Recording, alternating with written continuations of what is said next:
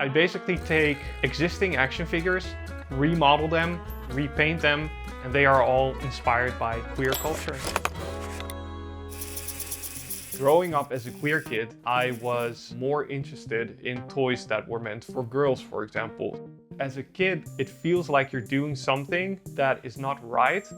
What would have helped me would have been more representation of the queer community in media at a young age for people.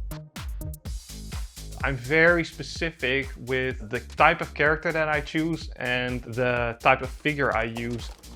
The character that we're going to work on at this moment is my drag queen C3PO.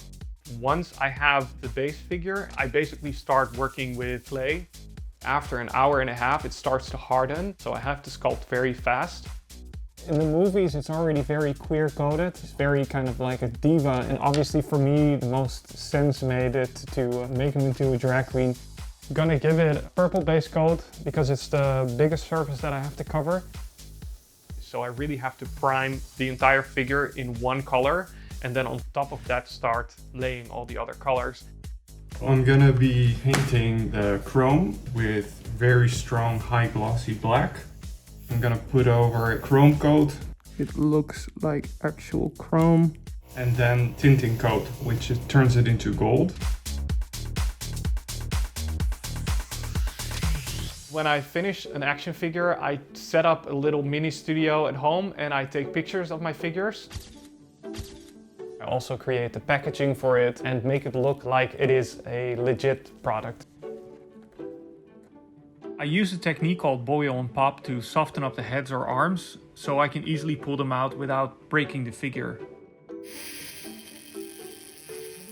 I'm sometimes working on figures which take over several weeks to create. Because these figures are so tiny, you're sculpting the right side of the figure and you completely squish the sculpt that you did on the left side. You really have to sculpt one part at a time across certain days for my sculpt to be successful.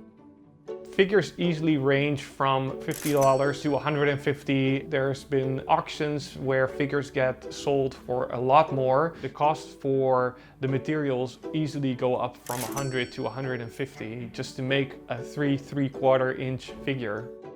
I usually make one-offs, so it's important for me to maintain that creativity when I'm working instead of making it feel like it's a job.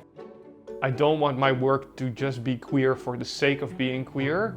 I also want it to make sense. I see it more as a conversation starter. For a really long time, you pretend to be someone else, and now it's almost like, this is who I am, this is part of my identity, and this is a subject that I feel comfortable talking about and that I know what I'm talking about out of experience. So this is my Buttman figure.